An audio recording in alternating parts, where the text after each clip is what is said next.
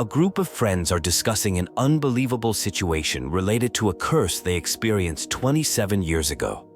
One member, Swan, is questioned about past relationships with some girls involved. Tension arises when one person aggressively tells someone to stay away from their girlfriend. The conversation shifts to the possibility of cursing someone, with someone wondering why this situation is happening now after 27 years. In a chaotic scene, someone yells about being queen of the room before an emergency occurs where a sick person is running out of time. The scene transitions to a bar where a woman appears shaken, claiming she just had a long night and can't stay out late anymore. A friendly conversation ensues with bar patrons Pam and Gus, with Pam lamenting about being single. The woman pays for her drinks at the bar. Someone notices her tattoo, which she explains is based on a dream she had. This leads to a realization that it was more than just a dream. The conversation shifts to discussing what happened to someone named Cath, who was chasing her dreams with the time she had left. Her friends remember her conviction and wish she was still with them. The group discovers a package addressed to Bloom and Rage, their group name. Inside is a lock they found at Vaughn's curse, along with a note saying, "Remember us," from Cath, which shocks everyone since Cath had terminal cancer. The lock is covered in newspaper articles from the summer when Cath was alive. They try to open the rusted lock but cannot, causing frustration. One member, Noor, becomes overwhelmed and steps outside. The remaining members acknowledge Noor's overwhelming feelings while planning to open the lock. The narrative shifts to earlier events when Cath was discovered to be dying, causing distress among friends. Swan is shown being punished by their mother for some incident at the Blue Spruce, ordered to finish a job application and clean up a mess in a parking lot. Swan attempts to call Cath but is rudely dismissed by someone named Cory. Swan then calls the Lockharts, leaving a message for Autumn about Cath's situation. Later scenes show Swan packing for a move while reminiscing about a concert event with their band Bloom and Rage. Swan attempts to call Nora but is prevented by Nora's mother. Swan heads out to clean up after an incident, planning to document what happened. Outside, a stranger asks about a lost book and recognizes Swan from the band. They discuss Swan's friend, who fainted, revealing she has cancer.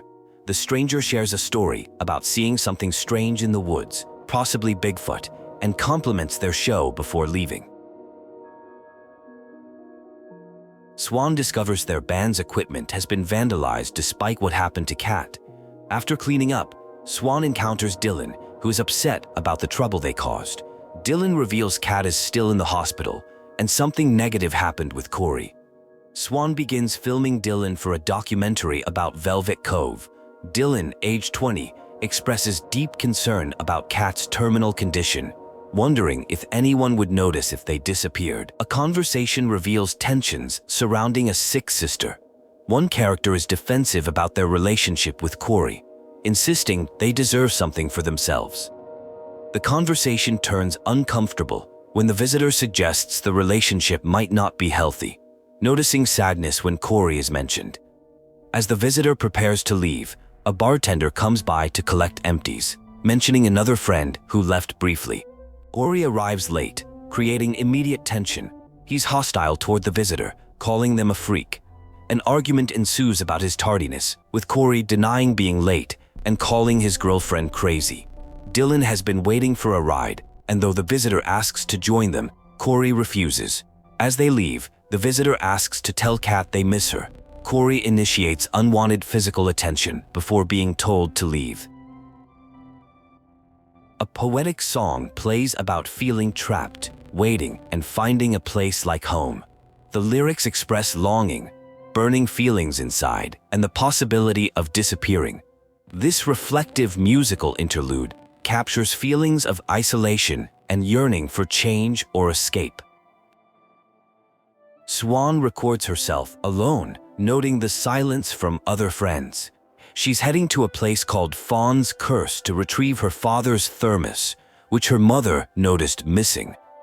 At Fawn's Curse, she searches the empty location, deciding to film footage to preserve memories of the place and her friends. Flashback scenes show Swan and friends at their secret base. They discuss remaining friends forever and debate color choices. Blue, purple, gold for something they're making. One friend mentions setting up for roasting marshmallows and making s'mores. Swan wonders if they'll ever have another sleepover. The friends do a countdown for recording. Swan discovers Cath's knife left behind. Swan meets a friend who explains work issues and mentions mysterious calls, a package, and Nora. To help with anxiety, they play a word game describing things they see. Night sky, faded menu, drinks, potential for karaoke, a ghost hunter named Pam, closed back door, television, wobbly bar stool, water tower photo, map, and the bartender Gus. Autumn discusses feeling left out in the past, particularly when everyone made wishes at a place called the Abyss. Swan apologizes for not noticing. Autumn then explains her struggles after learning Cath had been hiding her illness. The conversation is interrupted when Nora arrives to collect her belongings, announcing she's leaving. Autumn expresses her need for distance, struggling with Cath's illness. She packs her things with Swan's help, searching for items like her toothbrush. Autumn admits feeling stupid about a concert idea and not noticing signs of Cath's illness. The emotional weight becomes apparent as Autumn desperately wants to leave, fearing another encounter with Nora who didn't check on her after the concert. Autumn experiences a panic attack with tingling hands. Swan teaches a calming word game where they describe things they see. Games, skateboard, trees, shirts, candles, cupboard, Cath's knife, snack stash, ashtray. Swan then shows Autumn a video of their music video shoot, triggering memories. As Autumn prepares to leave, Swan convinces her to stay momentarily, thanking her for being a good friend. Autumn expresses concern that Cath might harm herself after leaving the hospital. They agree to stop her if she attempts anything dangerous, hoping she'll listen despite her stubbornness. The conversation ends with Autumn deciding to make a wish she hadn't made before, that all four friends will remain friends forever, no matter what happens. One person expresses gratitude for the support received during a difficult time following an incident with Cath. They reflect on becoming stronger that summer and mention being glad they went to a place called the Abyss together, though they found it unsettling until making a wish there.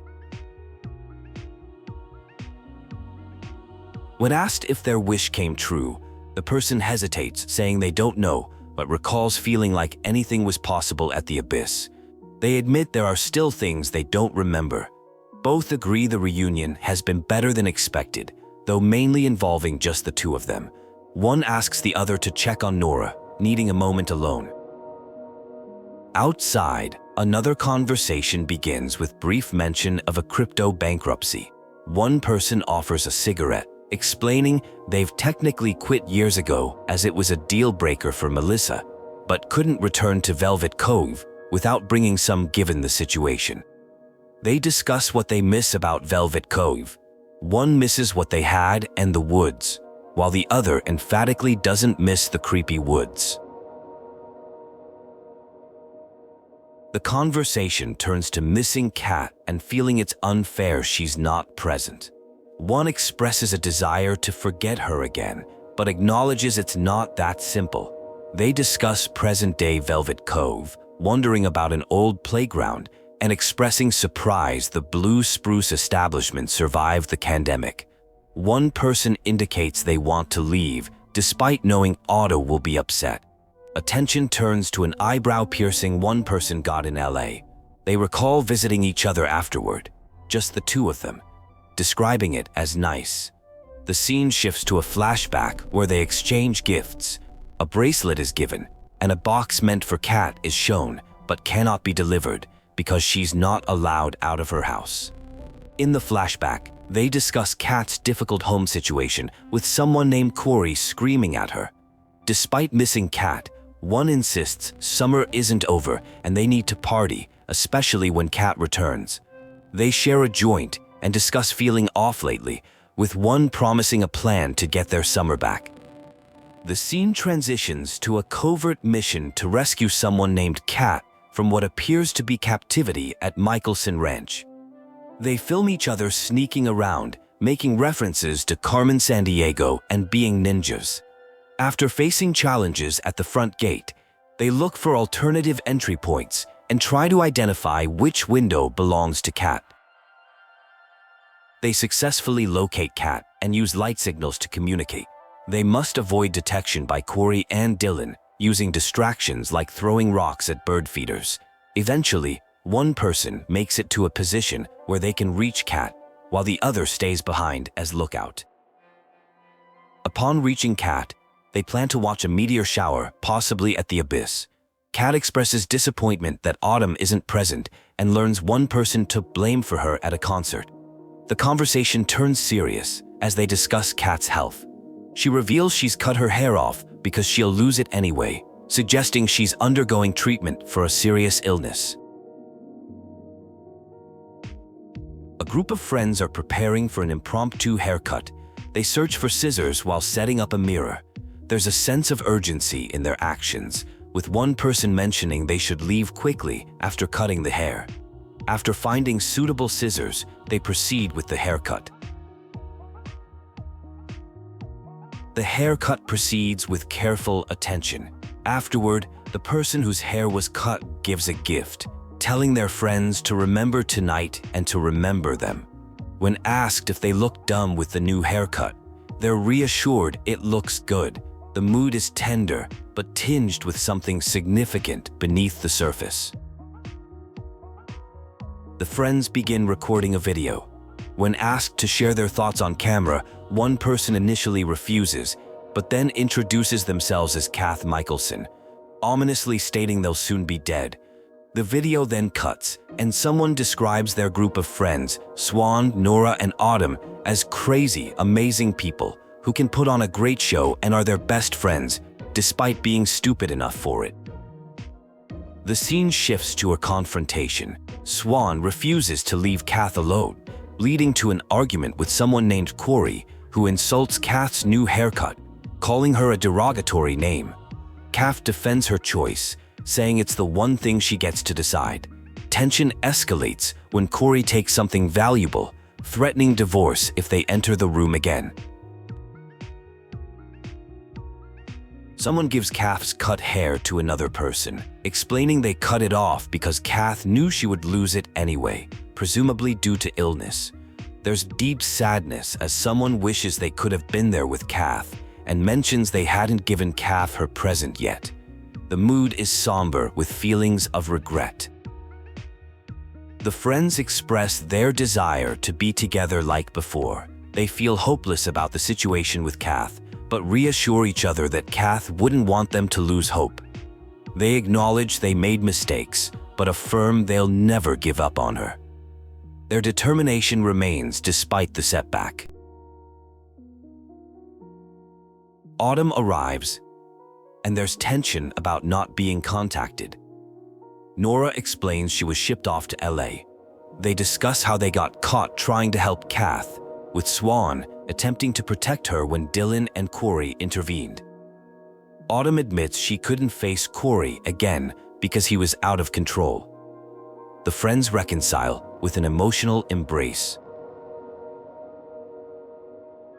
The friends watch what appears to be a meteor shower, but feel Cath's absence deeply.